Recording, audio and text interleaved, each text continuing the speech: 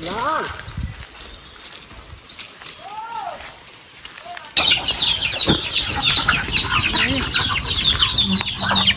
Baboy namin guys, ayan, ito yung isang baboy ni Sarah. Hello po, magandang hapon sa lahat. So today guys, nandito ako kila mama. And ayun guys, pasensya na po kung hindi po ako nakapag-upload agad. And wala po ako masyadong na-upload na video ngayon kasi nga sobrang busy.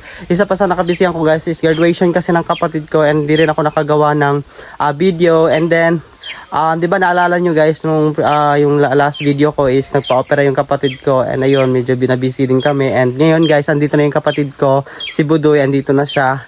Naano na siya, nakalabas na siya galing sa hospital. And ayan guys, yung gagawin ko lang ngayon guys is magpapakain ako ng hayop, mga tawagan yung mga manok namin, and yung kambing, and also yung baboy na alaga ni mama. So ayun guys, samahan niyo ko, let's go.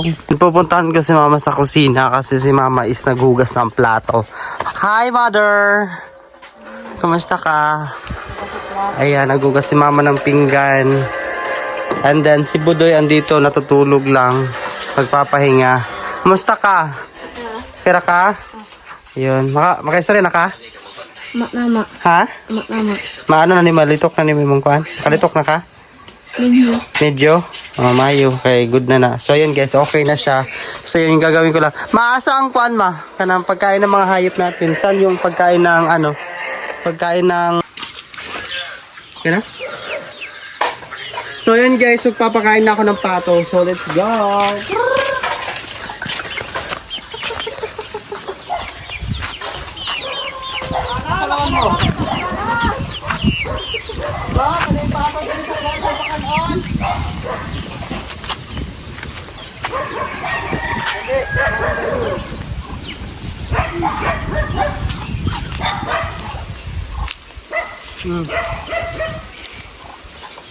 Kasi guys, may mga pato kami dito sa loob ng kulungan na to, andun sa loob. Ayan, papakita ko lang sa inyo.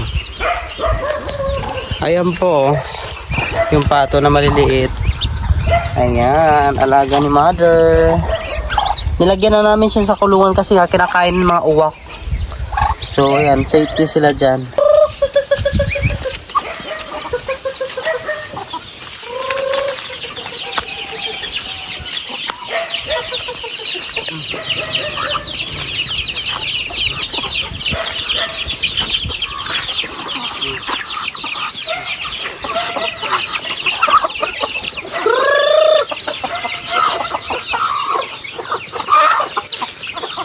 Ayaw po panamak, manamak, mampugkas, kasi kabang.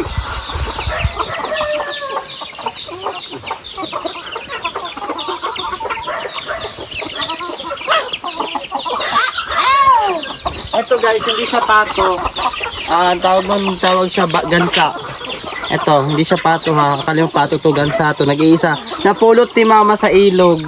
Ito siya, napulot ni mama. May kasi, may time na bumaha. Tapos ito, sumama siya. Pero maliit pa siya nung time na nakuha siya ni mama. Ngayon malaki na siya. Yan din naman, may mga balahibo na siya. Makapal na yung balahibo niya. Dira ka. Agan, sound.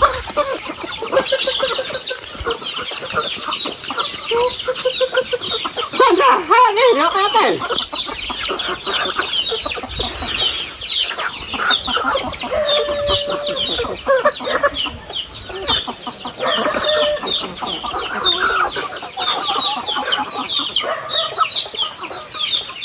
Ayan. So ayun guys, magpapakain na tayo ng tawag ito ng baboy. Kasi medyo busy pa si mother, kaya ako na lang muna magpakain. Bale, ito na lang yung pagkain ng baboy ni mother. So bibili na lang ulit kami, konti na lang to. May ilang kilo na lang to ma? Dalawa? 2 kilo mo na lang nabibili. Tapos isang ganto ba? Okay na. Isang ganto para sa baboy? Ganto po yung kinakain ng baboy namin, isang ganto lang. Kasi wala sa tubig niya. So, balik lang natin to. Doy, paano doy? Balik ito doy. Pakako Kasi baboy. kamay ng tubig niya rin. Isang ganito lang yung pagkain ng baboy guys, para ngayong gabi. Ito na yung niya, tawag ng yung kakainin niya. Sakto na to para sa kanya. Dito yung baboy namin.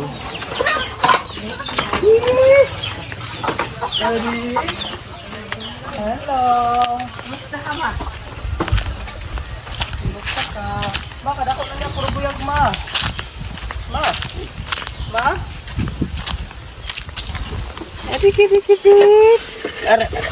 Ito yung pagkain na yan dito. Wow. Sarap. Ayan na. Makapakita ko po sa inyo yung baboy na alaga ni mama. Ito po, ganito nakalaki yung alaga ni mama na baboy. Ayan, malaki na ho siya. Ang bilis ng ano. Bilis ng paano, ang laki-laki niya na. Ayan guys. Tapos yung kambing namin, hindi ko alam saan nalagay ni mama. Ayun, yung kambing. So pupuntahan din natin yung kambing.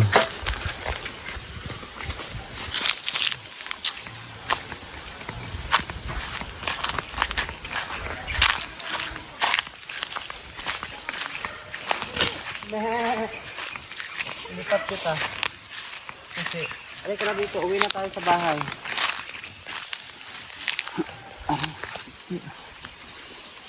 Ito, apa naman ang lambuyan? Sabat! Agaray! Saglit lang!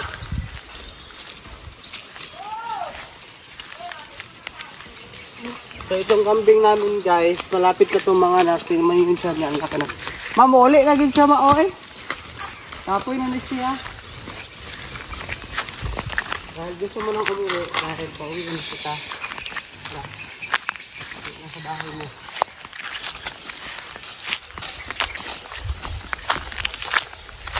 Asa ka? Dire, angkin yung balay mo. Ahang balay anay. Na? Ara, ay dito. Ahang balay anay? Ano kanding? Ah, dire na yung balay?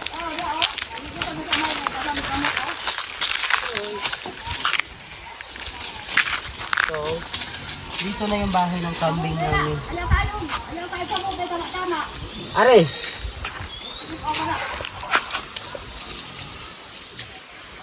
Unsa? Ipakaon na ka ha. Ayaw kong anak-anak ah. Wala na nung sabot.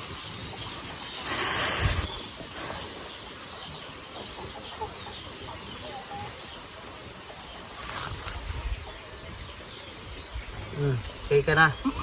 Okay. Na yung kambing guys. Malapit na to siyang mga anak. Ang laki-laki ng tiyan niya. Kapag hawak ng tiyan. Ayan. Laki na ng tiyan niya. Oh. Hello.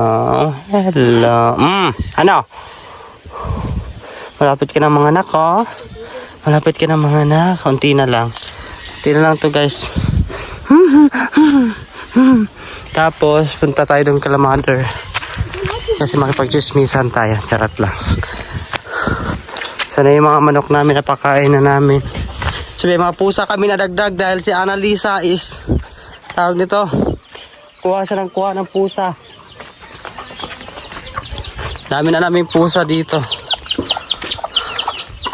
Ayan. Ang aming house. And pupunta tayo doon kila doon na manghingi tayo ng saging. And guys, di pa pala tapos yung pagpapakain ko ng manok. Meron pa pala. Asa na? Be.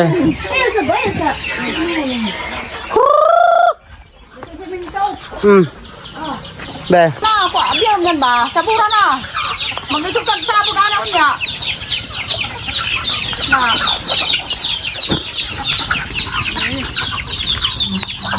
Say!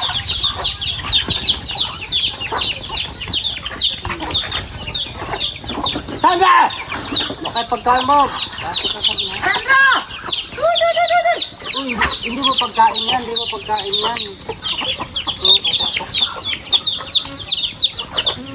Say, Gabriel!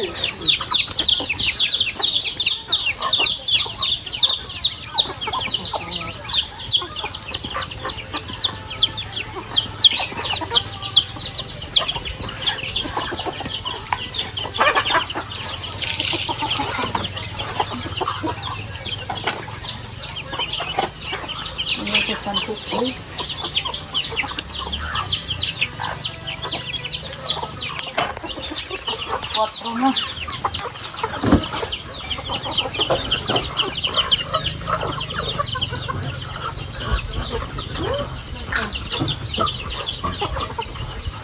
Sandra!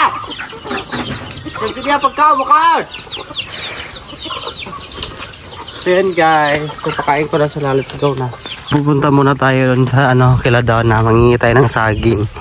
Kasi may saging daw sila. Ayan. Hello po. Magandang hapon. Ay ko. Laway saging. Naulahid ako. Sige. And guys, dito yung papa ni Donna. Mangihila ako ng saging. Gikulong na po lagi na ni Mukol. Hindi pa puli-puli sila Ayan, may baboy rin sila guys. Saan tayo ito? Ay, duha rin. Ano ba? Ay, duha. Gamay na lang. Ay, ba't ko tumurag. What ka ba ba? Ayan guys, may saging ako nakuha. May dalawa pang naiwan so kakainin na lang natin to. Ha? What ka ba ba? Kumabay. Ay, gunsa ka? Kaon. Magkaon ka. So yun guys, sabi mo na ako. Kinuha ko lang tong dalawang saging. Ito na lang doon natira. So yun, thank you. So uwi na tayo sa bahay. Yan guys, nakakuha tayo ng saging na dalawa lang yung nakuha ko. Ito yung natira kasi nga kayo na pa daw sila kumain. Pero sinabihan ako ni tita na may saging daw sila. So hindi agad ako sumunod dahil nagpakain pa ako ng baboy tsaka yung mga manok namin. And yung kambing. Yun guys, kakain ako ng saging tsaka may suwid suka. Ayan. Ayan guys, di ko kasama si Sarah. Dahil tawag yun, yung kapatid niya si John Rel, di ba nakapangasawa na. Tapos nanganak na ho yung partner ni John Rel, kaya pinuntahan ni Sarah. Kaya hindi ko kasama si Sarah ngayon. Andun si Sarah sa sa Tupi. Tapos pinuntahan niya yung yung anak ni John Rel kasi nga nasa hospital pa sila. Yung yung partner kasi ni John Rel nanganak kayo ng umaga. Pero di ako sumama. Gusto akong pasamahin ni Sarah kanina. Kaso di ako sumama kasi tawag nun, naubusan ako ng budget dahil wala rin akong pampamasahe. So yun, si Sarah lang muna. And then hindi ko alam kung nakauwi na ba si Sarah sa kanila or baka bukas pa uwi si Sarah. So yun guys. Yun guys, nandito na ako kila tita. And ayun, tingnan ko lang yung alagang baboy namin dito sa ano laki na nila. Baboy namin guys. Ayan, ito yung isang baboy ni Sarah. Ayan yung pangalawa. Hala, nalaglag sila yung patubig ya. Baka tanong kayo na. Grabe yung kaya oy. Si Kuya Joe guys, nag-imbento siya ng patubig. Kabalo sa mo inom ana. Mo ano sila? Ginadidi na dito. Ayan. Hala oy. Ka-cute. Pag-uhaw, gainom na siya dito. Lawas. Pero kabalo sa mo kuan. Gabing didi gaya na kayo na. Uhaw puro. Hala oy. Gago sa dito. Kanipod. Hala no. Ang galing ng invento ni Kuya Joe. Para pag yan, pandri. Kakon. Kusog pa ng agas. Oo, sa bala. Hala no, kagaling. Ayan guys, gumawa siya ng paanuhan ng tubig. Ito palagi nakahiga. Ano sa Pag siya? kinagat ito ng may tubig na ganyan. Ayan, lalabas na yung tubig. Di ba? Ano siya man si Kigda? Magkulang mo na. Musik Ito naman kay Maoy. Yan, tala ka ni. okay ra kayo. Okay na kayo siya.